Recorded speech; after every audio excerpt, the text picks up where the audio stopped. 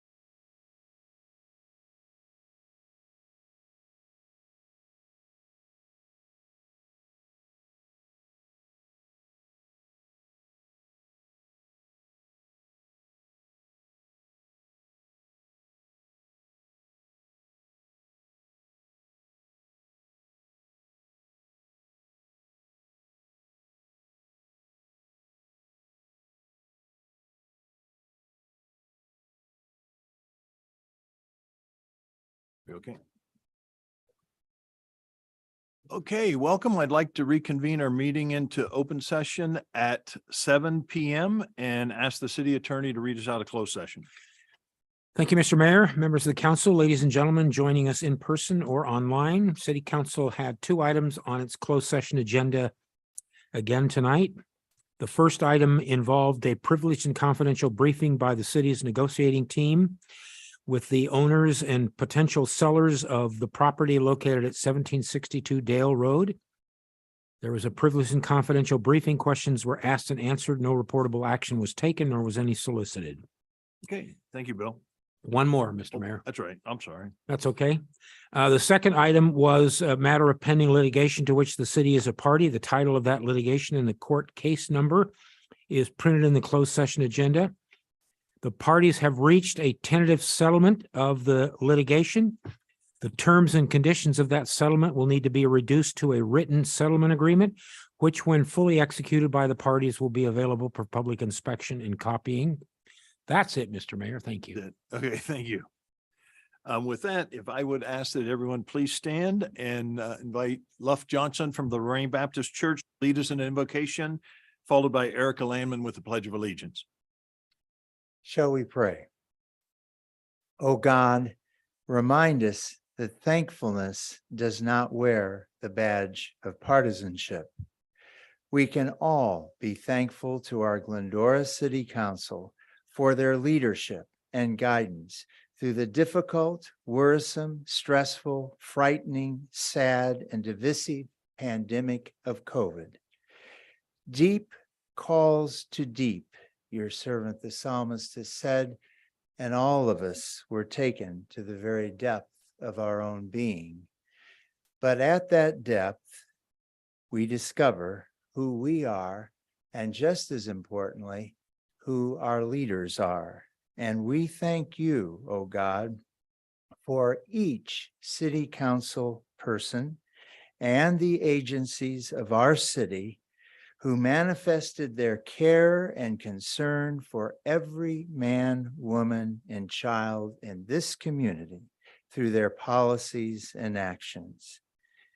We remember the words of Saint Francis, where there is despair, let me sow hope. Where there is darkness, let me sow light. Where there is sadness, let me live in joy. As a community, we look forward to the new morning, walking hand in hand with smiles on our faces to the future. Amen.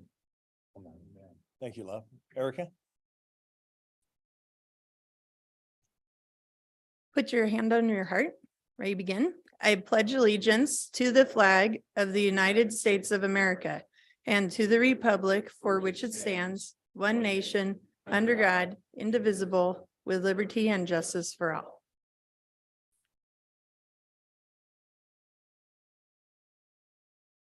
Okay, thank you for that. At this point, would anyone like to reorder or any additions to the agenda? Okay. With that, I will go ahead and open public comment.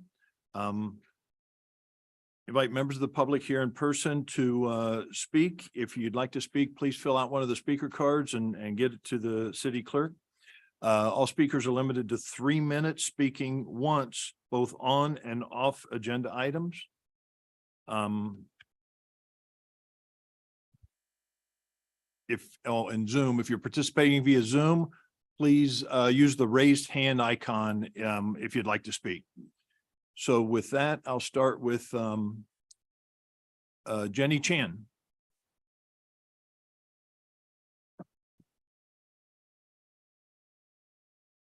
Welcome, Jenny.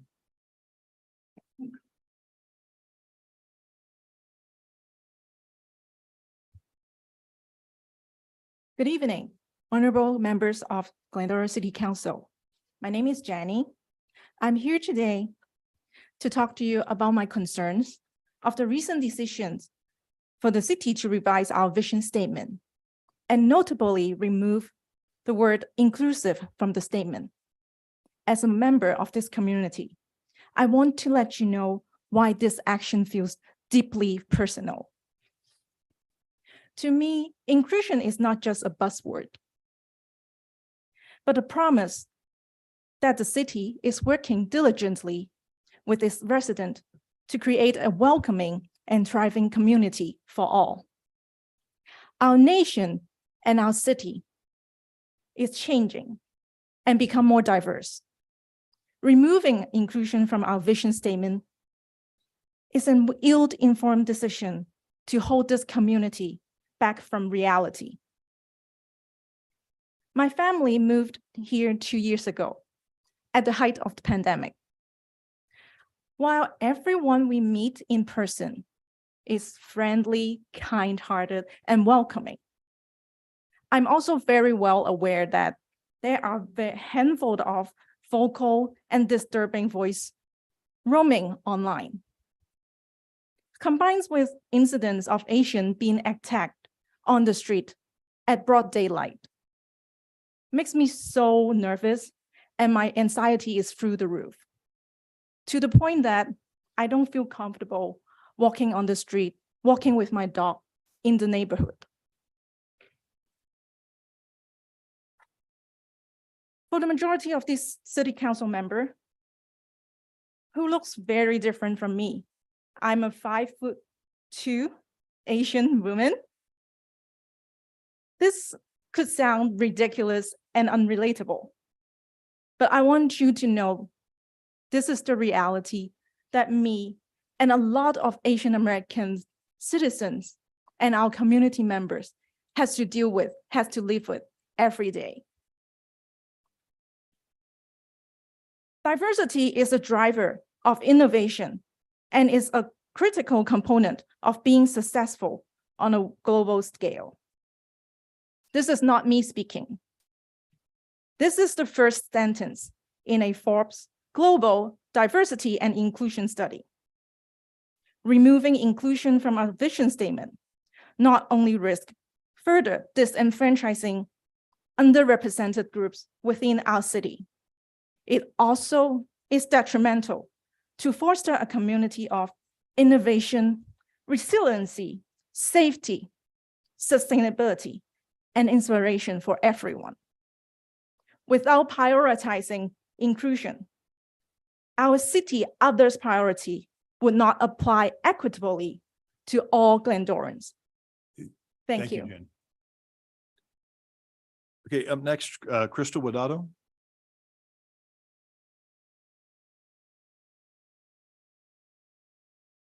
Good evening to honorable members of the Glendora City Council. My name is Crystal Wadado, and I'm a senior at Glendora High School and a member of Glendora Together. A little more than a month ago, I invited the City Council and community members to join Glendora Together's first event on identifying and addressing microaggressions. And this event was a huge success. We facilitated a healthy and productive conversation with members of the greater community, and perhaps most importantly, listened to each other's lived experiences. Listening to each other's lived experiences is so important because it allows us to empathize with each other and see why we all act the way we do. The willingness to continue learning, listening, and engaging with people from different backgrounds gives us the invaluable opportunity to come together as Glendora and have a productive conversation. I bring up the importance of lived experience in the light of the recent decision to remove the word inclusive from the city mission statement. To shed light on the importance of lived experience, let me share a bit of my own. A couple of weeks ago, I was in my art class when a student picked up his artboard, looked at me, smiled at his friend, looked back at me, and said, "Hey, Chink." And just in case people in this chamber aren't aware, chink is a racial slur that refers to describing eyes of Asian descent that look like mine. It is because of constant experiences like this that make the value of inclusion incredibly important to me and to people in this community. And it is exactly because of these experiences that make it extremely offensive to me and hundreds of marginalized students and people in this community that 4 councilmen would vote to take out this word in our city mission statement.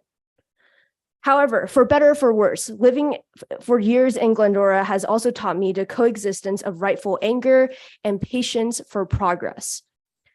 My experience that I just shared might shock you, but yours might shock me as well. I truly believe that some thorough thought into Glendora values needs to take place in order to build a better city future together. And especially as public officials, it is essential for all of you to put the time into hearing resident experiences from across the spectrum and reflect on how your values are translated into policy. And this is why I invite all of you and everyone in the audience to Glendora Together's second event, a conversation about Glendora's conflicting values, happening on April 23rd from 4 to 6 p.m. at the LaFetra Center. This event will feature returning keynote speaker, University of Laverne Law Professor Dr. Thomas Allison, a community member of students and adult panel, and reflective activities for all participants to share and learn each other's values. We invite all of you to take a step back in reflecting and discussing what these values we hold as a community truly are. We hope to see you there. Thanks. Thank you. Erica Landman. Hi, my name's Erica Landman. The last two speakers, I feel for them greatly. And I truly hope that the Glendora High School student went to administration. I mean, I can't stress that enough. And I also hope that you guys will bring it to administration to be looked at, because that's unacceptable. And especially going on in a classroom, that makes me concerned about what else is going on that's not being reported. So just want to bring that up. Okay, I wanted to urge the residents who reside in the Antique Lighting District to consider voting in favor of turning back on the antique streetlights. The vote will be due by June 13th, and you'll have a very unique opportunity to preserve one of the iconic features of Glendora. Think of the other iconic Glendora features. So here are just a few that I just like brainstormed. Okay, peacocks, love them or hate them. I love them. I'm a fan, but I wish I had some frolicking in my neighborhood, but I don't have them anymore. Used to. Rubel Farm, the Village, the Bougainvillas, Craftsman Homes, the Foothills, the hiking trails. And I know that there are quite a few hikers up here. The hikes are, it's the best. So that's awesome. Parks, small businesses, downtown, pointy ficus trees. Let's see, the library clock tower, movies and music in the park. So these are just a few. And the dark antique streetlights have an opportunity to become lit and become part of the community once again. So thank you. Okay, appreciate it. Thank you, Erica. Okay, I don't have any other public comment cards. Do we have anybody on Zoom wishing to speak? I do. I have two. So I'm going to call on first Nicole Bliss. We're going to send you a request to unmute yourself. Can you hear us? Yes, I can. Perfect. So you have 3 minutes. Tonight's agenda includes an update to the city's vision statement. This change will remove the word inclusive and replace it with a longer version that indicates the city's desires to be an inspiration to everyone and that it wants to maintain its distinct sense of community values. Our current mission statement already includes an item related to community values. The agenda packet doesn't address the reason for this change, other than to point out that as the city's strategic plans are updated, these items are reviewed to ensure that they are in line with those plans. There are a few issues and questions that need to be addressed by the council members. Why do the mission statement and vision statement need to include the same wording? These should be two different statements outlining different things. What has changed in the strategic plans that requires the vision statement to be updated, but not the mission statement? The goals and tasks indicated in the strategic plan don't conflict with the current vision statement, and the proposed change to the vision statement doesn't include anything related to the new goal of community engagement and presence. In addition, what are these community values? And where are these community values defined for us citizens and the people making decisions at the city government level to review and work towards? And how does being inclusive conflict with these to the degree that it needed to be removed from the vision statement? The items added to the vision statement don't seem to have a corresponding goal in this updated strategic plan. So why was there a need to add them? In fact, they are identical to the vision statement for St. Pete Beach, Florida. And for everyone on the council, I will email that to you tonight. Council member Alawos, you wrote in the San Gabriel Valley Examiner that, and I quote, "Change for change's sake is not a good thing. However, change for growth is the best approach."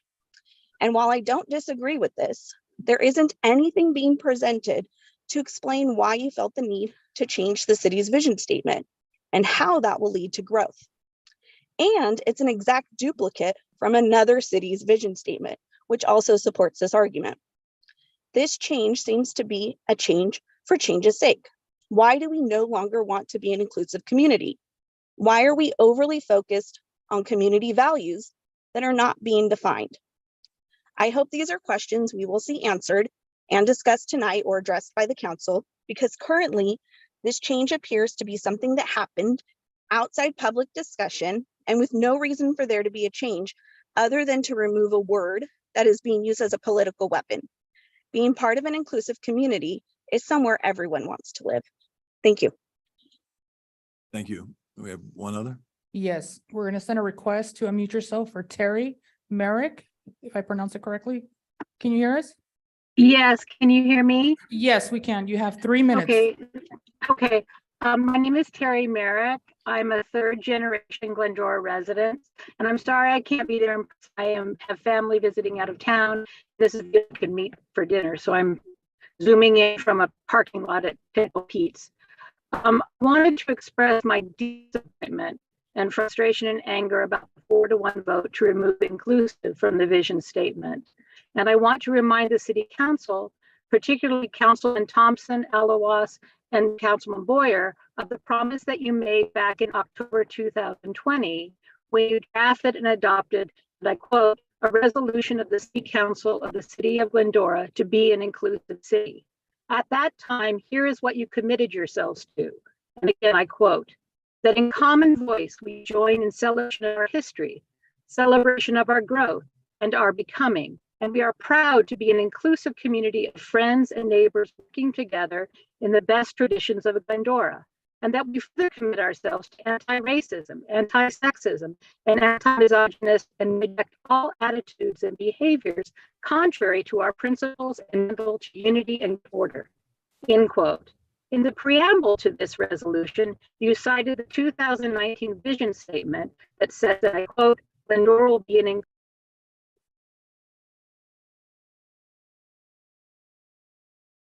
Oh, we lost her.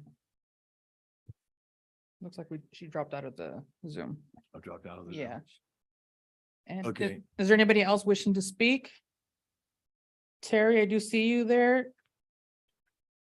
I'm going to ask you to unmute. Terry, can you hear us? Yes. Do you want to continue? Yes, could you hear me before? Yes, we can hear you. Okay. So to my knowledge, this has done nothing as an official body to take any action to address racist, sexist, or misogynist attitudes or behaviors in the town. And please don't say you're unaware of their existence, because I want you to remember that the 2020 resolution was motivated by racist remarks directed towards the Glendora Historical Society president, Stephen Flowers, at the time. And just last month, a panel of GHS students and adult residents shared about the explicit and some unintended but still discriminatory remarks directed at them. You were all invited and you came, so thank you for coming. But why on earth would you immediately turn around and make this change? And why would you do so at a meeting where no one was given any notice or allowed any input? So I'm asking you to either work alongside Glendorans who share the commitment you made in 2020, or host a public forum explaining why you no longer committed to what you said in 2020. And again, I say this really, I know you, I've lived in this town, Councilman Alawas, I'm in your district, I'm in your neighborhood. Can we work together to do what you said you all wanted to do back in 2020? Please. Thank you very much for listening.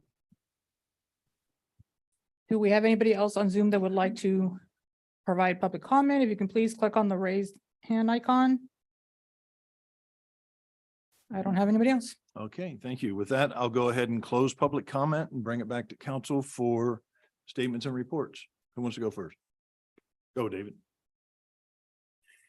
Thank you, Mr. Mayor.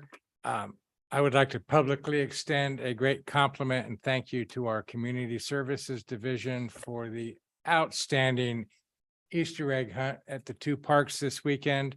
They were phenomenal. I got to meet and greet the Easter Bunny both places, photo proof, and really enjoyed them.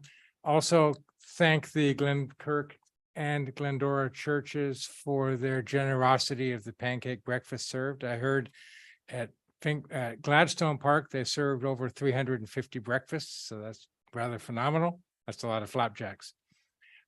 Also, got to attend something today and got accused of hustling it. It really was my first attempt at pickleball. The congratulations goes to our Community Services Commission, our division, our Public Works Group, and the city management for creating the new courts down at the Dawson Park. I think it's going to be a trend that is enthusiastic and fun. And I might suggest, shall we recess to pickleball? Thank you very much. Thanks, David. Karen? Thank you, Mr. Mayor. Yes, as was mentioned earlier, April 23rd, 4 to 6 p.m. at LaFetra Center, we will be having a community conversation on conflicting values and how we can work together as a community. And then April 26th, I know you're going to announce this as well, but I will bring it up to the Mayor's Prayer Breakfast, 7 a.m. at the Glendora Country Club. And you can challenge Mendel to see who could sell the most tickets. And as was stated, congratulations to Community Services on opening the pickleball courts. Very exciting. Appreciate it. Thank you. Michael? Thank you, Gary. I just wanted to let everybody know, just reaffirm that Sierra Madre between Barranca and Yucca Ridge is going to be intermittently closed from yesterday, from the 10th to the 28th.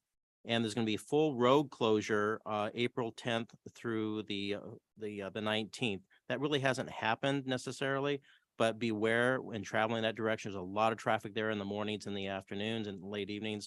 So just be aware of that full closure. Thank you. Thanks. They are having some detours, but they're only letting residents in that specific area. Okay, Mendel? Mayor, thank you. And I want to echo what Karen said about the Mayor's Prayer Breakfast. And the cost is what, $10 each? $25 each. $25 $25 for the best breakfast you got all year. So do I see any hands that want to buy tickets from me? I don't have the tickets yet, but I'll be more than happy to service your interest in being a part of that. It's going to be a great time, and just let me know if you'd like to go. I'd like to echo what David said about the pickleball court and Easter egg hunt and all that. I'm sure the mayor will expound on that more, but excellent times for all of us. The goal line continues to go well. I think a lot of the messiness has gone away, which is good. There is going to be some work redone. I know that at Foothill and Grand, some of the painting looks like it's already wearing off. That is not the paint that is going to be there forever. Not that anything is forever, but you know what I mean, that kind of paint. So there's going to be a lot of touch-up work being done, but the goal line continues to move on, continues to be on time and under cost, which is very, very good. Lastly, I just enjoy spring. Baseball comes, Little League starts, big boys start, softball starts. In about a month and a half, school is going to be out for a lot of folks. I know Erica is counting the days. She probably has got it like on her phone, and new adventures are going to start. And it is exciting to think about that.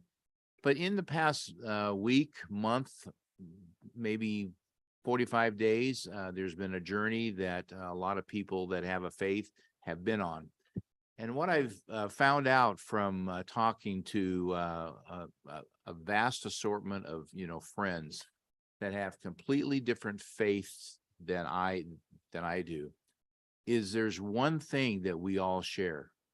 And that is we all want hope and peace and mercy and, grace. And it saddens me, as Crystal said, that somebody would say such a, ignorant and ill-informed thing to anybody like that. And I guess my point is that I hope that the journey of faith that you have, be it whatever that is, that we can exhibit that well past what Sunday was, or well past when this period ends, because it's true. We all want hope and love and grace and mercy. And I think that if we can exhibit that in words and in deed, that our city will continue to be the city that we want to live in. So I just leave that. Thanks, Mayor. Thank you, Mendel. I'm going to start out so I can end on a high note. I've got a situation that I need to bring to the public just because I don't know what else to do. We've got a resident here in the city of Glendora that during the Christmas holiday, she was visiting family. And when she got back, there was an incident at a neighboring house that caused her utilities to be shut off for a period of time. We are 4 months later and Edison has still not gotten around to getting her electricity turned back on. We've reached out to Edison. I've talked to them. I know staff has talked to them. The resident has spoken to them. Her contractor spoken to them. And I just need to publicly make this clear that what's happened to this lady, she's 80 some years old. I don't want to make her older than she is, but I know she's in her 80s. For her to go 4 months without electricity is not acceptable. And so we'll continue to make phone calls on her behalf.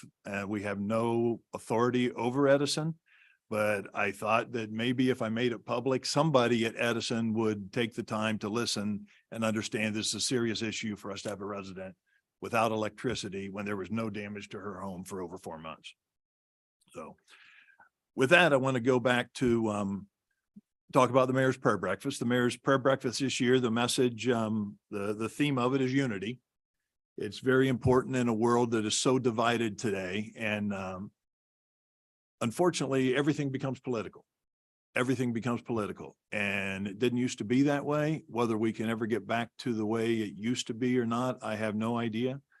I don't want anyone to think that your words at public comment weren't heard, but we'll be discussing the strategic planning session and the vision statement in the agenda. So we'll have further conversation at that time. But I appreciate the fact that it was made clear that the word inclusive does mean for everyone, which is in the vision statement. And we need to try to figure out a way to start having these conversations without everything becoming political. And especially there being words that are defined that didn't used to do this. So I'm hoping that at some point we can get past this, but unfortunately, we're just not there yet.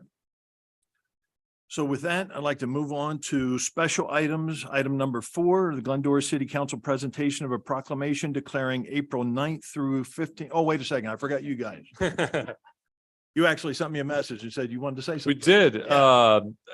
As you may have seen in the news, there's been quite a bit of news stories about the county and through the sheriff and DA's office about juveniles and adults and prisons and what we do with ones that are overcrowded. And so chief had an opportunity to hear from the DA and sheriff themselves. So thought I'd ask the chief to come up and just give us 3 to 5 minute overview sort of on what's going on in that world and just assure everyone that we're always keeping our eyes and ears to the ground and ensuring that we have a safe community. Thank you, chief. Thank you, sir. City Council, it made the news. There was a lot of opposition and it took a lot of us leaders in law enforcement community by surprise. referring to the County Board of Supervisors depopulating item that was going to be presented on the 4th last week. We, as law enforcement leaders, I'm a member of Los Angeles County Police Chiefs Association. We were blindsided by this, and we had an opportunity to post our and verbalize our opposition to this. We face challenges in law enforcement all the time, and we face those challenges from either incidents that occur that force change, or through legislative changes, or through particular concepts to update or address situations. The jail situation in Los Angeles County is not a new theme. We've talked about this about 2 years ago about Men's Central Jail. There's been lots of studies done about the population and how that population needs to be reduced. There's also been conversations about the juvenile custody facilities and their particular condition. Last week at our Tri-County Chiefs, we had an opportunity, as Mr. Raymond said, to hear from both the Sheriff of Los Angeles County and the District Attorney of Los Angeles County. We are all committed to looking for opportunities for change, but doing it in a purposeful way. Alternatives to incarceration is a fantastic idea, and it's a great concept. But without, and you've heard me say this before, without the alternative in place, not the concept, but the physical alternative to address mental health, drug abuse, and other non-criminal predicating factors that place people into those custody facilities, we cannot safely provide an exit point, an exit strategy to depopulate those jails yet. And that goes whether it's juvenile or whether it's adult. And so our voice was heard that we need to be more purposeful. We need to talk and engage in conversation, meaningful and purposeful conversation with County Board of Supervisors while we sort this out. Again, this is not a new concept. We don't want to get back to the COVID era where $0 bails were and a mandatory cite and release protocol was in place, because that placed an undue risk to our community members, which I wholeheartely oppose. Everyone at Glendora PD, men and women, regardless of rank, assignment, you're going to hear from one of our dispatchers tonight and celebrate Telecommunicators Week. We're all committed to Glendora's safety. And I just want you to know that I'm part of this process and part of the meaningful opposition going forward. And when a plan is placed and when there is an alternative that is not just a concept, but a physical location, and there is a plan identified, we will likely proceed with that. But putting the cart before the horse is not the right path at this particular point. Mr. Raymond, anything else you'd like me to touch on? All right. Thank you all for your time. Thank you, Chief. Okay, appreciate it, Matt. And I just want to publicly thank our supervisor, Catherine Barger, for speaking up when this was first put on the agenda to push back a little bit, understanding the issues that it might cause. So, Bill, anything? Don't forget anybody else? Okay, now moving on, special item number 4. Glendora City Council presentation of proclamation declaring April 9th through 15th, 2023 as National Public Safety Telecommunication Week. Michael, you're going to read the proclamation? Yes, can I have Kelly Salazar come on up and accept this? No pressure. None.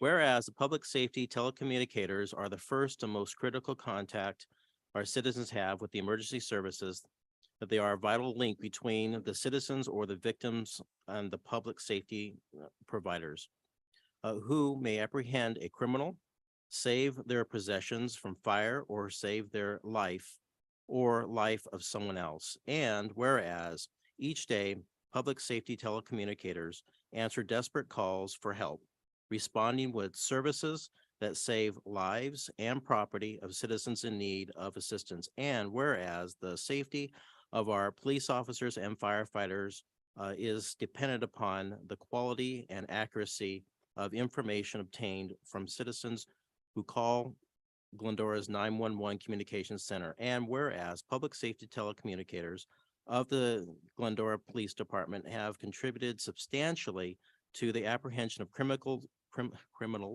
and treatment of patients. And whereas during 2022, Glendora Dispatch handled approximately 34,580 calls for service, with 3,534 being 911 emergency calls. The phone in our dispatch center rang a total of 82,135 times during 2022. Whereas Glendora dispatchers exhibit compassion, understanding, and professionalism while performing their job every day of the year. Now, therefore, we, the City Council of the City of Glendora, do hereby declare the week of April 9th through April 15th, 2023 as National Public Safety Telecommunications Week in the City of Glendora in honor of the men and women whose diligence and professionalism help our residents get the necessary assistance. In witness hereof, our mayor has hereunto set his hand and caused the seal of the City of Glendora to be affixed this day, April of 2023. And so I want to add something. Our banker council member, Mendel Thompson, did some statistics here. He said of the 34,586 calls, that's 2,882 per month, or 95 per day. Out of the 911 calls, it's 294 per month, or 10 per day. And the calls of 82,135, that's 6,845 per month, or 225 per day. Thank you, Mendel. That's a lot of calls. I bet your ears sore, isn't it? Yes, sometimes I have to switch ears. Want to take a picture? Thank you.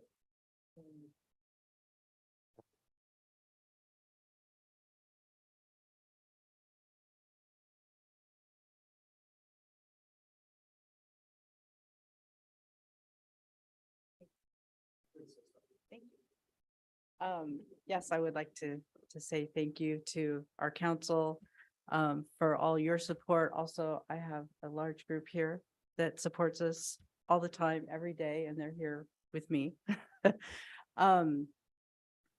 We answer these calls. We are honored to be with this city. I've been here 20 years, 34 total as a dispatcher, but we're honored to be representing our city here as the first person that most of the citizens talk to and get them the resources and the help and such that they need. It's a great city to be in and work for. I have loved the 20 years I've been here, and I don't have another 20, but whatever I have left, I am honored to be here. And I thank you for all of this and your support. Thank you. Okay, thank you, Kelly. Okay, next up, we have our consent calendar. Items on the consent calendar will be enacted by one motion without individual discussion unless a council member would like to poll an item. Does anyone want to poll anything? Now I make a motion to approve items 5 through 10. I'll second that. I'll second that. I beat you to it. All right, I'll conduct an oral roll call vote. Councilmember Ellis, Yes. Councilmember Davis, Yes. Councilmember Freendahl, Yes. Mayor Pro Tem Thompson, Yes. Mayor Boyer, Yes. motion carries 5-0. Okay. That is dropped. Moving on to item number 11, the 2023-25 strategic plan adoption and new vision statement update. City Manager Adam Raymond to report. Good evening, everyone. This evening, we'll give an update on our proposed strategic plan, give a little bit of background how we got there, and talk a little bit about the events that happened at our strategic planning meeting in March. By way of background, in 2020, the city transitioned to a multi-year strategic planning process as opposed to every 6 months, a staff perspective, and we asked council sort of to adopt a what gets funded gets done philosophy. The employee work plans then are used as a tool to take the plan and the tasks associated with it and incorporate into the day-to-day activities of city staff. And this sort of ensures that the vision of the council sets forth and its goals are moved forward at a granular level through the entire organization. The current proposed plan before you, the process really began in January of 2023. We gave a quarterly update on our current 3-year plan to the city council, and at that meeting asked, I like it. You know it's bad when AI is yelling at you from the audience, so we need more people watching, I think is what Jan is trying to tell us. During that meeting, the city council provided direction to staff to move forward with a 2-year plan to link that up with our 2-year budget process. The city council provided staff direction on finalized 7 goals, 6 of which are in the current plan. 1 was added with community engagement, and they approved a discussion on the vision statement, which had not been discussed since 2019. In March of 2023, we had a special city council meeting attended by city council, members of boards and commissions, and city staff. We discussed 7 goals. There were 51 objectives in those 7 goals, or major initiatives within each of those goals, which was comprised of more than 200 milestones, or what we refer to as tasks. And at that special meeting, the city council adopted a new vision statement.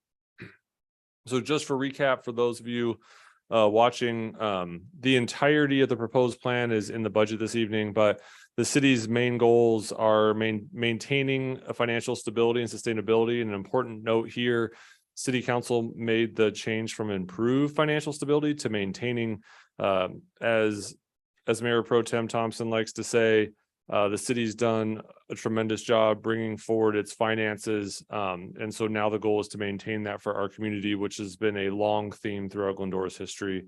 We kept the enhance and modernize the organization, improving the city's infrastructure and facilities. There is, I think, as many of you know, potholes after the rain and other significant infrastructure.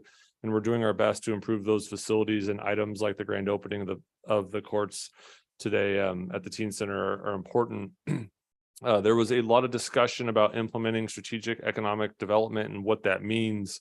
Maybe hitting the brakes a little too hard and then moving forward. All of these are sort of coded with information that we got from our 2022 community survey and input from the city council.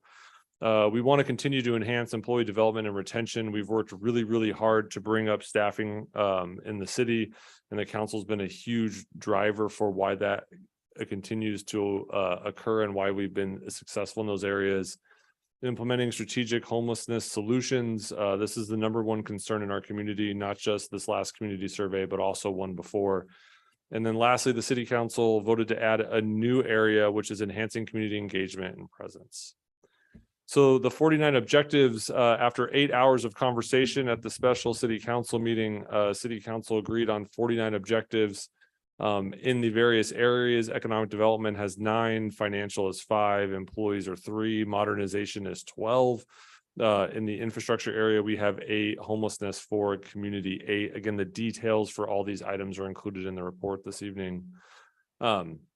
As always, staff will be before the city council to provide quarterly updates. Included in the packet this evening is a list of detailed tasks, which we call major milestones for all of the objectives. These will continue to be changed and added or modified by staff as work goes on with estimated timelines. This is really detail that we've never had before in our strategic plan. We'll make this information available on the city's website, and people can keep track with us and know the % complete.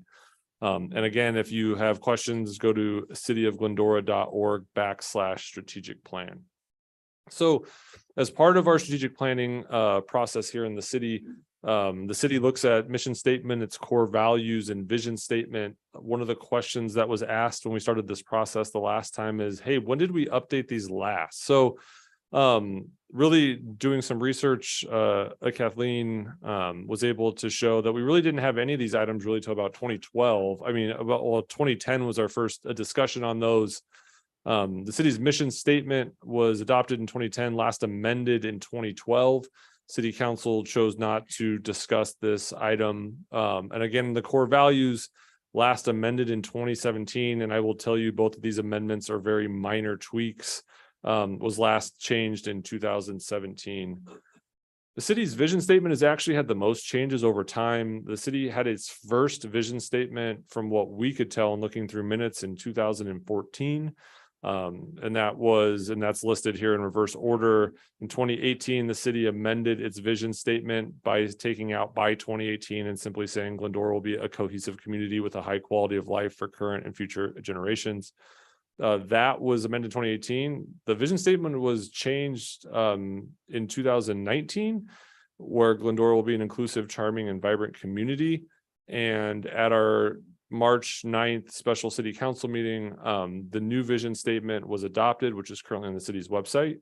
And that statement is here before you. So not asking for action on this evening, but just sort of a recap of the changes in history of the statement as well.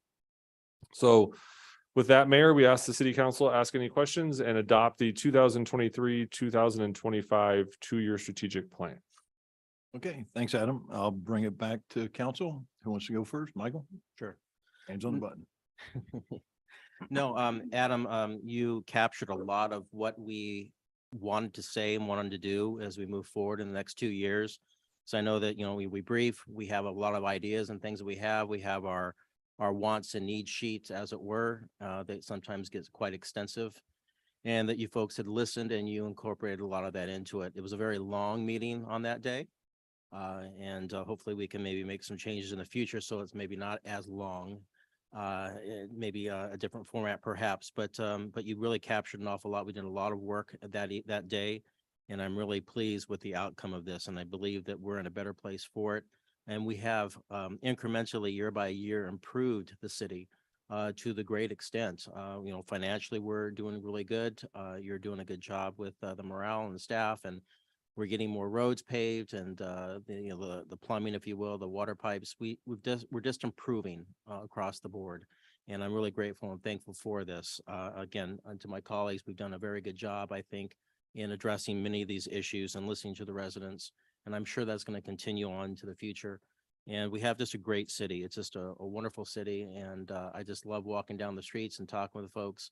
And they just like to actually like to talk about how well the city is and how much they love it here. And I'm really grateful for that dialogue. So thank you very much, Gary. Okay, thanks, Michael. Mendel? I would echo a lot of what Michael said, and I appreciate the details that management and the council have landed the plane on. I guess my concern is, can we do it all? These are stretch goals, and I don't want to stretch a rubber band until it breaks, because that's never good on either end of where you are. So I guess that's a question that I will pose, and when I'm done, which hopefully will be quickly, then you can answer that. I do feel like that the public needs to understand how important the various sectors are, and I think that that's what makes the city good, is that we're not just looking at, for instance, parks. Sorry, John. I love our parks, and I know that we're doing a lot to upgrade parks, but we are looking at 200-year-old pipes at some points, and a lot of different things that I think the public needs to understand and wants us to do. We are well heeled in terms of the reserves which we have, which sets us apart from a lot of other cities, and that enables us to be successful, in my view, of the mission which we have, the values which we have, of which one is safety, and I think that that's a really important thing. So good job. I appreciate the fact that quarterly that you will give us some updates. And I think that's very important for the public to understand. And I would encourage the public to engage with us as they were able to engage on that very day. We had, I think, 2 folks show up to speak. And it would have been nice to have heard from others, but there's always a chance. So maybe loop back on the stretch part of these goals and capacity within staff, and please be as honest as you can be, because I think that we would all want to say that we don't want to just have this as something that's on the shelf and is impossible to get done. Yeah, I mean, I think, and I appreciate that opportunity. I think in many ways, and part of the reason why we went back to the presentation is when the city council really agreed to follow staff down this path of let's not have a plan every 6 months, to really think long-term, was a big ask of the council.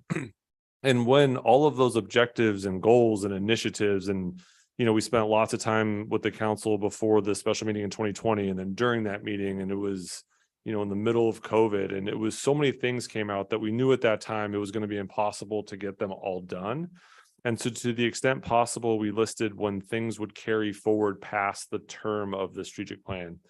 In this case, and the plan before you is largely a continuation of many of the themes that the city council undertook then. Really, from a transformational standpoint, the city's undertaken a lot of assessments. We're in the middle of a new ERP system, in the middle of a new land development system. We're going to issuing a CRM system so the residents can take pictures of potholes and sidewalks and trees and report issues and pay their water bill on through an. And all of those modernization aspects have really been underway, and the city council has really supported staff in that endeavor. So, the plan before you is really this last 2 years to wrap up, really, which is an extension of what we started 3 years ago. So, we're hopeful at the end of this 2 years that we come back to the council and say, with this process that we started, this journey's coming to the next chapter. What does the next chapter look like to the council? Do we need to rethink all of the city's goals, which have largely been around now for about 5 years? What does our community surveys tell us? What is our financial position at that time? We'll be coming a year after an election, and so there's always varying economic concerns when that occurs. So in the report, we have a note that talks about long-term. And so we have to do an update of a lot of our zoning and our general plan update. And that's a multi-year process, and happens, the various elements of the plan are updated. Sometimes they take years. So where a goal or an objective may take longer than the 2 years, that's listed in there. And so we feel like we have a good shot at completing, a lot of this that's in here. Some of it is a continuation, which we're currently working on. Thank you. Thanks, David. Thank you, Mayor, and thank you, Adam and staff. It was a great day. It was a full day. In our plan, I think it's important to recall that it was an agendized meeting. It was a publicly noticed meeting. It was not held behind closed doors. Input and comments were welcome. Maybe we had too few that shared, but I think they were heard, the ones that did come. I look forward to the new plan that we've developed to take us into the next few years, and look forward to the successes. They may not all hit the mark, but we may have some continuation. That's okay. We don't grow in one day, so that's fine. I think and I'm probably the worst one to realize this, that it's not a money is no object budget. We do have to live within our means, and if we had an endless supply, we'd be in pretty good shape. We just have to figure out how to find the goods to fix the supply, but it would be a nice comfort level to have. We're not there, and I don't know any city that is. So I enjoy the fact that we're in good shape, and I look forward to us working our plan. Thank you. Thanks, David. Karen. Thank you, sir. The challenge with the timing of the meeting was that because it was during the workday, to your point, and your point that the people that came were the Chamber of Commerce, a self-employed person, who came in for a little bit and left, and then our observer from the League of Women Voters. So it makes it hard for the general public to be there during that time frame to comment on things. So just I would throw that out. My concern with it was that if I was staff and 185 tasks, it's kind of like the city council just, bleh, you know, and all this stuff here and go do it. So my hope and wish for you, Mr. Raymond, is that you take a colander and sift the heck out of this, because if I was staff right now, I'd say, oh, where do I even start? This is so much stuff. And that was my concern about the day, because it was like everything was getting thrown out, including the kitchen sink. And you have to have some place to start that's realistic. So I hope that you take a very good colander and that you just sift out what really matters and make the most of that, and let some of that other stuff just fall on out of there. Thanks, Karen. So I have to ask, are you suggesting maybe our next strategic planning session should be an evening? Yes, Okay. especially if there's going to be a vote on any item that might be something that the public wants to give their input on. Well, I appreciate all the feedback, and it's, a lot of great information came about that day. It's a little concerning, some of the comments that were made earlier. No words were removed from our vision statement. The vision statement was rewritten as it was in 2019. The original vision statement was put together in 2014. We addressed it 4 years later, made a slight adjustment, and the following year we changed it completely. And then it's 4 years later again, and a lot has happened in the world between 2019 and 2023. So it's time to take a look at it again. The unfortunate thing is there's misinformation that gets put out there, and that just happens way too often. And that's when we talk about that the world is so divided today, because misinformation is put out as far as someone's intentions or what needed to happen. I like where we landed. One word is not going to make or change. And as we have in all of our vision statements and in our mission statements, we've always included everybody. Everybody has been included and addressed in those. So with that, I just don't want the people that came and spoke. Obviously, there was some sort of a organized consensus to address this tonight, because the vision statement is something we've spoken to people, they didn't even realize we had one. And so now that we have this many members of the public that are aware of it, I'm glad they are. It's important that everybody understands it, but it is just a little bit concerning to me. So if there is. If I can respond to that, the Sure. vision statement was addressed and lifted up at the forum that was had for Glendora Together. And so there are people that have taken the time and effort to be informed on that, as well as on the resolution that the city council passed in 2020.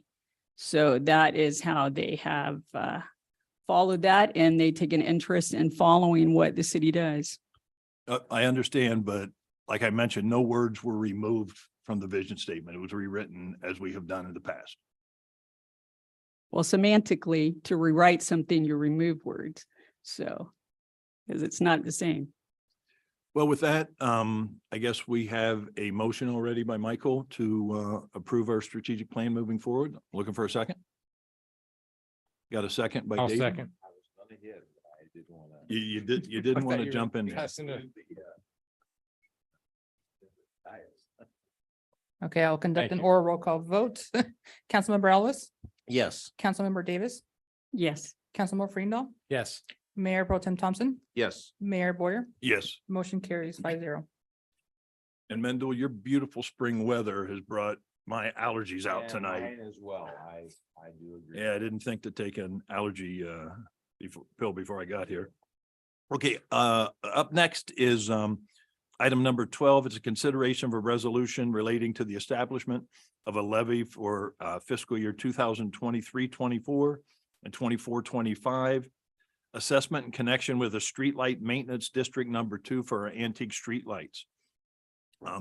As I have in the past, I need to recuse myself from this, and put everything in Mendel's hands as I own some property that are adjacent to the district. So I'll be accusing myself. Thank you, Mayor, and appreciate that. And glad that I think we're trying to land the plane on this topic that has been around for several years. With that said, Adam, you're going to be the presenter of the issue, and I would remind council that there are some recommendations which staff has given us. There's 4 of these. There's that at the end that we need to contemplate and hopefully vote on. So with that, Adam. Thank you very much, Mayor Pro Tem. Good evening.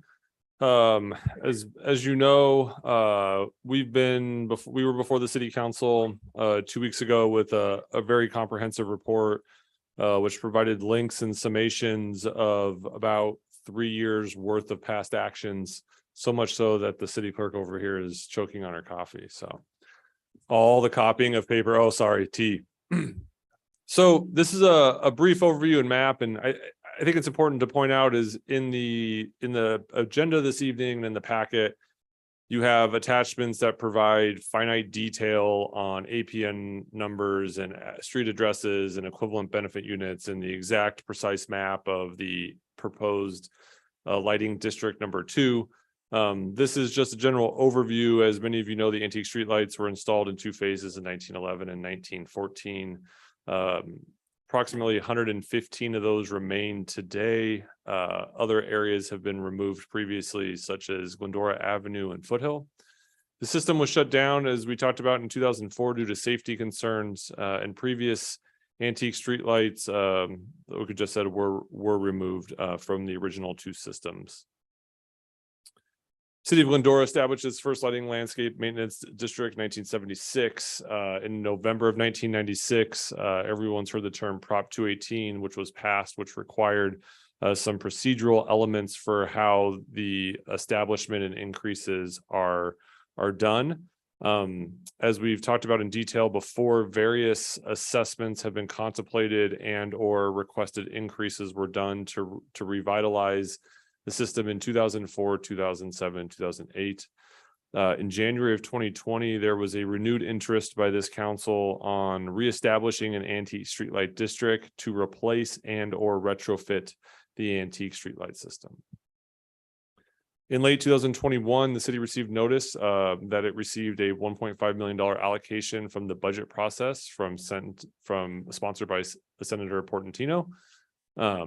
And from May to August, the city council creates and staff facilitates an ad hoc committee. The ad hoc committee provided its finalized reports and recommendations to the city council in January. And in March, after a lot of conversation, the city council directs staff to return with approvals to initiate an assessment district vote, including setting a public hearing and providing additional funding to the project of $1.6 million. The ad hoc panel did a lot of public outreach on its own. The city updated its website with an informational page about the historic streetlight system, antique streetlight system, including frequently asked questions about this process and links where to find information, including draft plans, draft assessment figures, history of the project, budget estimates. As you recall, in the last meeting, we provided pretty comprehensive budget estimates at every city council meeting we've had for the past 2.5 years. The ad hoc committee staffed an information table at the holiday stroll and tree lighting event as well. The ad hoc provided their assessments. Again, these are the ad hoc assessments, not staff assessments, that there was overwhelming positivity and passion related to these lighting systems.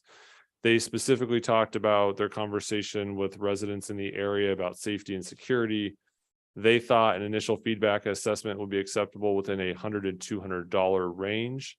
They prioritized refurbishment over new. As you recall, when staff originally proposed this, it was a new streetlight system, which is still the recommendation.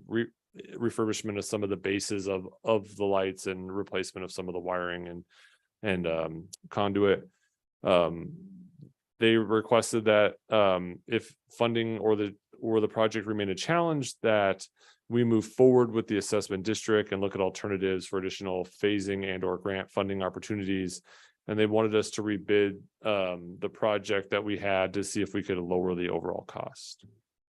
So council provided direction to staff at that time. So to develop a build or no build options for the city council to consider to investigate whether potential phasing of the project was possible. They asked us to, talk to the vendors and talk to our consultants and talk to the bidders and see what the issue was. And they wanted us to investigate, based on the ad hoc committee's response, what would it take to have an annual assessment, which essentially comes down to how much more money does the city want to pay from its discretionary funding to make this an assessment that may allow the city to turn on the lights.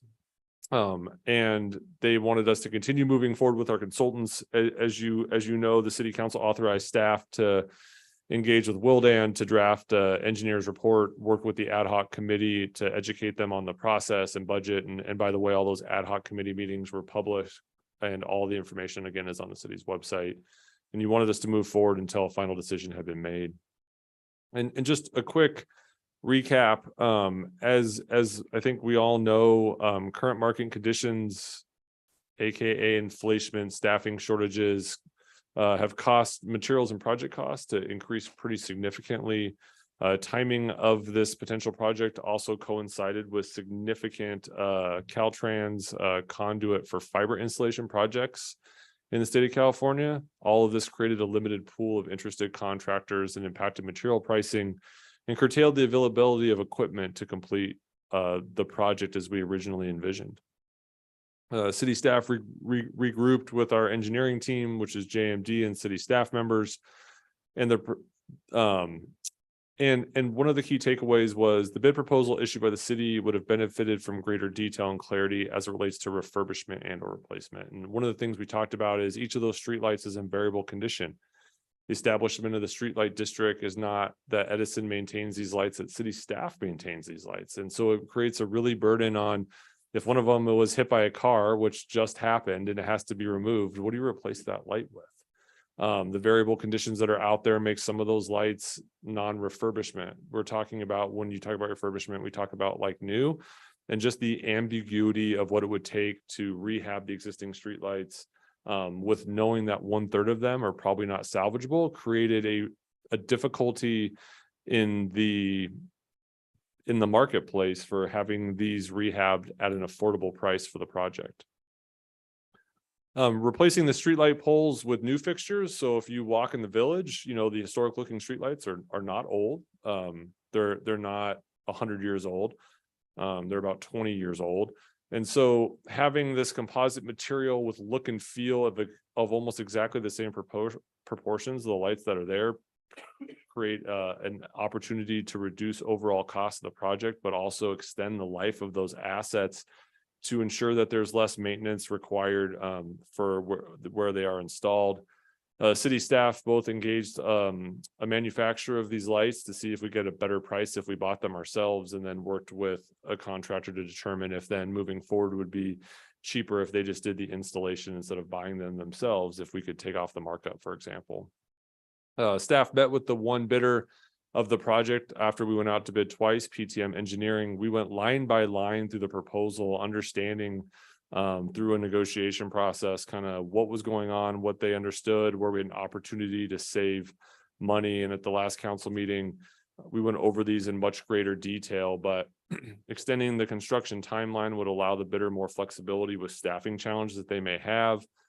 Allowing some trenching adjacent to the curb, which we met with our engineering staff, would be available, would not create a street condition issue, would do less impact to the median, and would provide actually for a cheaper alternative and a quicker alternative for laying new conduit. And we could abandon some of the existing infrastructure, work to modify the bases for the new lights that we would be proposed. And again, when staff originally proposed this project over 18 months ago to the city council, it did include new as opposed to refurbished lights.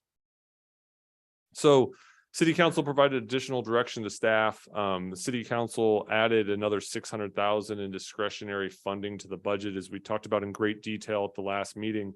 This would, if we look to then reduce again overall cost of the project, providing a zero interest loan over 30 years to the district itself to help offset some of those costs. Again, I think it's important to note zero interest loan. City staff would remove the existing antique lights to help assist with the budget, come back to the city council for an idea of how to dispose of them within the confines of our purchasing code. City staff would then negotiate a final agreement with our qualified bidder, and that city council also directed staff to set a public hearing for June 13th. And they also indicated or proposed and stated as part of the recommendations that if the vote fails, staff will remove the streetlights and close the project. So the budget that's presented before you this evening was also presented previously. It talks about the total costs, and this again is not including a contingency amounts, is about 2.83 million, which includes final design, construction management, antique streetlight assessment, establishment. City council has already provided individual approvals for many of the items on this list, including the budgetary amounts. Available funding on hand was 629,000. The city council appropriated, and one of the actions tonight is to do the final appropriation contingent upon approval by the voters for additional 600,000, which needs a net deficit of the total needs of about $601,000, which is the loan to the assessment district to cover the costs. Here is an excerpt from the assessment district engineer's report, which provides details, and again in the actual report itself provides descriptions on what compromises maintenance and energy usage, which is both electrical and ongoing maintenance costs in those areas. It specifies what operational reserve collection for future CIP needs and replacement. Again, I think it's important to note that if this is established, this becomes a city requirement to maintain these lights. And it gives the total area. It talks about total parcels, total charged, and total EBUs. I think one of the really important things, as we've talked about previously with councils, an equivalent benefit unit is the basis for how the charges are levied. Some parcels, if they are commercial in nature, or vacant land in nature, have a formula. So sometimes you could have less than one equivalent benefit unit. Sometimes you may have more. There is a detailed report as an attachment to the staff report, which provides an address and the amount of equivalent benefit units. Plus, the street engineer's report provides detailed summary on how the equivalent benefit units are calculated. And this is also information we've provided and available on the city's website through the ad hoc committee as well. One of the really important things is between the last two meetings, we went back and worked with Edison and several other consultants we have and Willdan to look at the total energy costs. And because of what the new lights may have in terms of their brightness and the usage with LED lights, we were able to reduce the overall anticipated energy consumption. So the total maximum assessment EBU is proposed to be $162. That would hold steady for 2 years. However, the applied rate that staff would recommend the first year of the project, because construction would occur during that portion, is about $117. So the direction by council to see if there was, or what it would take to get it within $100 to $200, staff went back, reviewed all the estimates. We looked at, and the city council approved applying additional discretionary funding to the project. And the number, this is how the numbers came out. So after year 2, we'd look at a CPI approach moving forward. Similar to the current streetlight, staff is proposing 5% maximum CPI with a maximum of 5%. And that mirrors all the other landscape assessment and lighting assessments that we have as well. So in terms of the timeline, it's before you this evening. So but tonight, we're here to get an update. We call this a notice of intent agenda. There are 2 resolutions. The city clerk's office will read them in their length. Thanks, Lorena, if we need to do that. So we don't. All right, we don't. You're welcome, Lorena. Old rule. So, and also approves the engineer's report and sets time, place for public hearing, and also approves the appropriation. On the 24th, Willdan begins printing the ballots and notices. On the 27th, they're mailed, which is which has to be done a minimum of 45 days before a public hearing. During the interim period of those ballots being mailed out, if approved tonight, city staff will update the materials on the city's website, which are informational in nature, which provide the details, the updated engineer's report. We have updated plans and maps, equivalent benefit units, the information presented this evening, total budget, you name it. Those documents will be updated so they're easily accessible for anyone who needs them. Through April and May, staff will be looking to finalize a streetlight construction agreement based on the revised project parameters that were discussed with the council. Wildan internally will provide final documents needed for the public hearing. On June 13th, that's the public hearing. If the vote is successful that evening, the city council will take a series of other actions, and shortly thereafter, staff will return to council with approval for a construction agreement to not have any delay in the project. There's some other timelines here and what must be done to ensure that if successful, the county receives the information in a timely fashion. And we look forward for a construction project to go through August, December, but could be longer. So with that, Mayor Pro Tem, there are two adoption of resolutions this evening, which talk about approving the engineer's assessment report and notice of intent to create the district number 2 approval of and setting of the public hearing and sort of to move forward with the assessment. So if you have any questions on the language of the resolutions, happy to answer them. Also, we're requesting to direct staff to update the information materials with appropriate information relating to voting timelines, cost per equivalent benefit unit, financial overview, and any other relevant information. And lastly, if approved by the proposed district voters on June 13th, 2023, to appropriate the $600,000 from Fund 321 to the antique streetlight project. And so I believe Marie Wildan's on the phone call in case the council has any questions about the engineer's assessment report or any of the calculations that are included therein. And with that, I think this is, one of a dozen presentations to the council over the past 2.5 years. And so we look forward for some council direction if you'd like to proceed.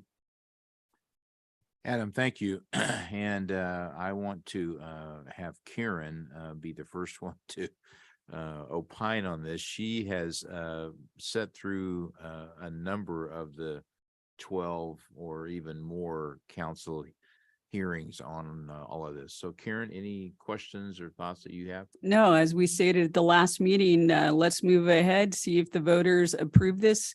If they do, then we'll go ahead. If not, then we're going to put this to bed and to rest at last. So that's it. Affirmatively. Okay, David, anything? Thank you, Mendel. A couple of things. I think it's important that the public recognize the effort that staff has gone through to take this unbelievable number and try to bring it into a scope that is attainable. Again, we don't have an endless bucket of funds, but there's an interesting perspective as I visit with people in the community. There's some that the passion of it's part of our personality. So cost no object, we need to do this. Wish that was the case. We've spent a lot of time and resource already to get to this point. And I think that it's important that we're not trying to hide things. So some people say, well, here's the sales pitch, or gee, information was missing. I don't believe that. I think the misinformation has been very clear and very presentable and open to all of us along the way. So we should, in fact, recognize that the choices are there and that the choices have improved short of endless supply of money. I think the key is, as my colleague just shared, it's important that we're just voting to take the steps to initiate the process. And that first step is the residents have to agree that they want this, the ones that are impacted, and that they'll be a partner in this process. If that's the case, let's go. If it's not the case, we need to hear that and, make the appropriate direction later. But I don't think there's any hidden mysteries here. I think it's very overly clear on all the information is there. Do you have one quick question? Some of the comments we've heard is that we're being accused of not following due legal process as mandated by common sense, responsibility, and state mandates. So I'll defer to our wonderful attorney and to seek confirmation that we are in fact doing it the way we're expected to do it. We'll let Wildan respond to that. Very well. Either way. I believe Sabina, we're gonna send you a request to unmute yourself. Can you hear us? Hi, yes, this is Sabina. Perfect. Go ahead. So the engineer's report has been prepared to pursuant to Chapter 1, Article 4 of the 1972 Act, so seeking approval of the improvements and services to be provided within the district and the levy and collection of the assessments related thereto to fund the special benefit costs and expenses required to service and maintain designated improvements within the district commencing this fiscal year.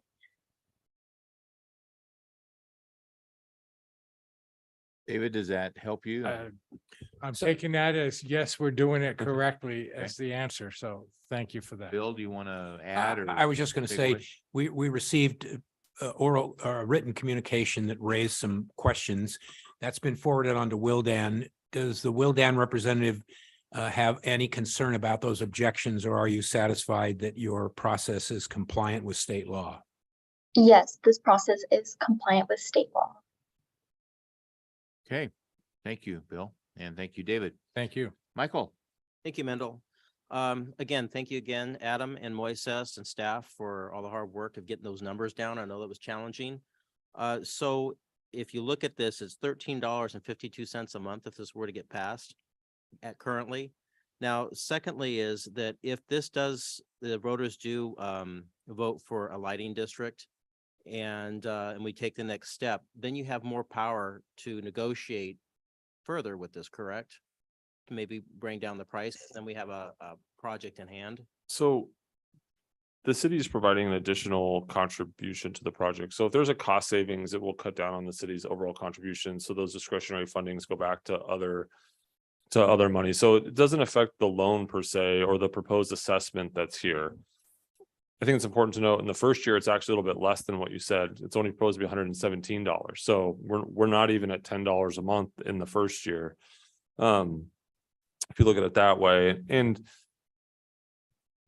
the process the city has taken or staff is proposing really puts additional onus on staff to take a lot of the admin responsibilities. So to the extent we're negotiating with the contractor and come back with a lower price, that would not enable us to take some of those anticipated appropriation of 600,000 and apply it to other areas in town, like potholes and, sidewalks and trees and other areas. So, but this represents, I think honestly, all the city can do to try to make this project as successful as possible.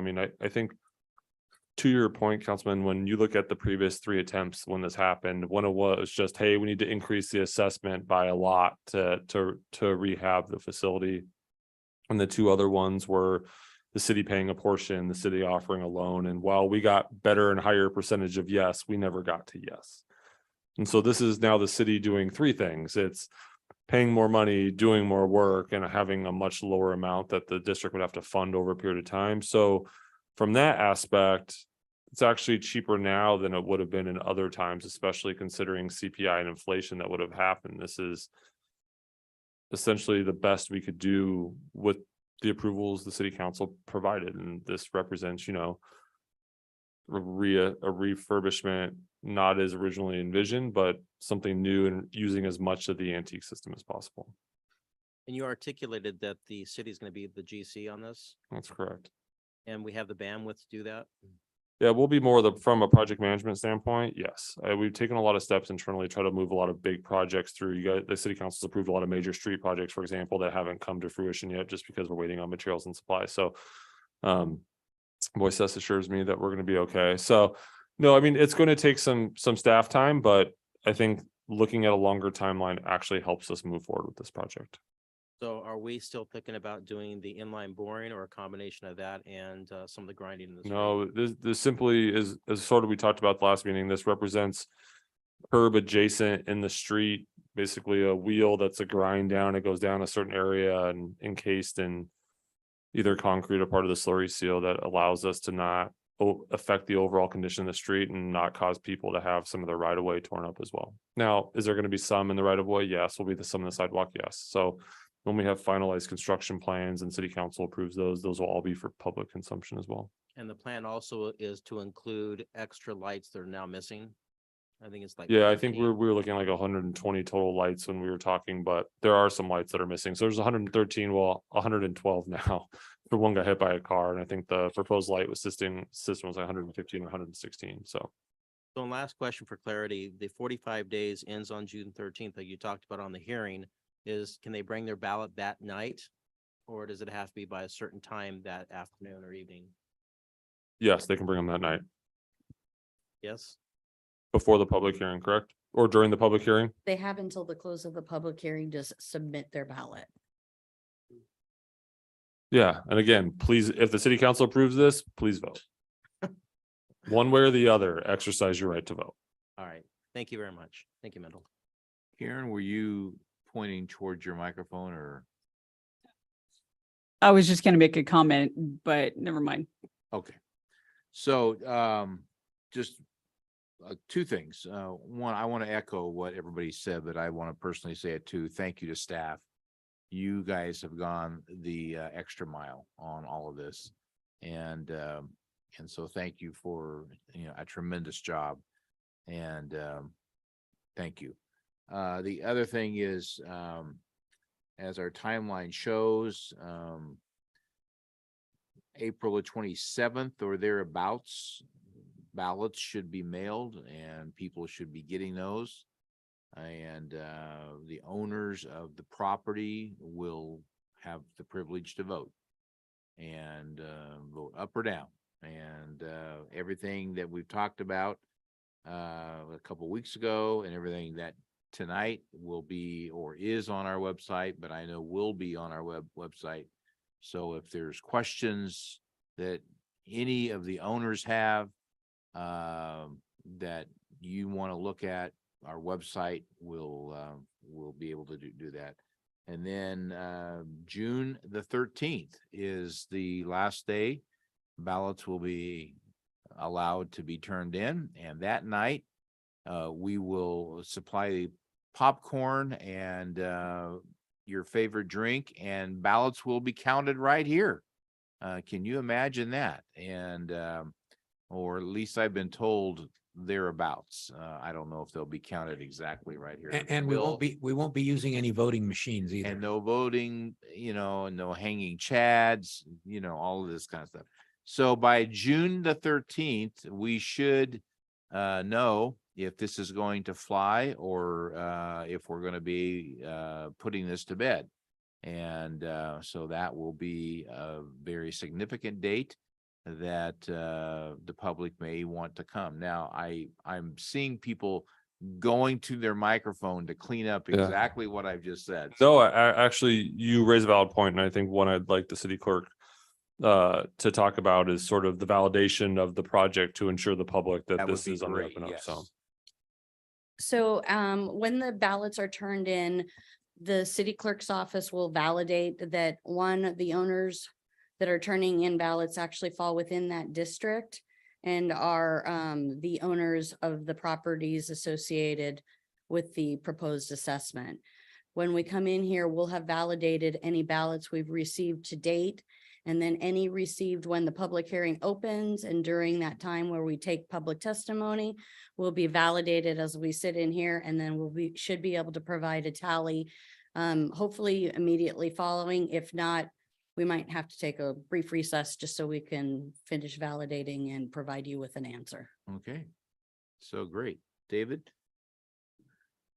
If I receive a ballot and I have questions, who can I call to get the right answers, not answers on the street? You could call the city clerk's office. Thank you. That is a great question. Okay, now we are, unless anybody wants to add, or Adam, you're giving me that look that you want to say something. No, only if the city council, just as a reminder, all four recommendations that are before you here in order to move forward, we would need approval on all four. Okay. So there is a motion currently been made by Michael. Is there a second to adopt the 4 points that the staff has made as recommendations? The motion before us, is that all 4 items or just 1 item? Is it due to All space? 4. Okay, well, I just seen, so I want to make sure it's space. Okay. I will second that. All right, okay, so there is a motion by Michael and a second by David to adopt the recommendations as shown. They're all 4, of which those I'm assuming will be up on our website, so the public will know what the council has adopted. Is that? Once the resolutions are executed, the supporting documentation and the resolutions themselves will be added to the website. Great. Okay, all right. So give Good. us 24 hours, just Yeah. because signatures sometimes 24 take to a little. 48 hours. Give us grace, okay? There's other things going on here too. So please vote. I'll now conduct an oral roll call vote. Councilmember Ellis, Yes. Councilmember Davis. Yes. Councilmember Freendahl, Yes. Mayor Pro Tem Thompson, Yes. and Mayor Boyer is absent. So 4-0. So thank you. And this has been adopted, and stay tuned. And for the folks that live in that area, make sure that your mailbox is open and accessible on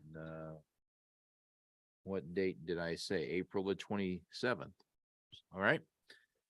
Mayor, we have adopted this, so we're ready to go. You got it done. Got it done. That hallway's dark. Standing in the hallway, yeah. But there's no antique light in there? No, there's no lighting in there. That's very good. Next agenda. Okay, well, that brings us to the end of our agendized items. Bring it back to council for any closing comments? No? Anybody? Okay.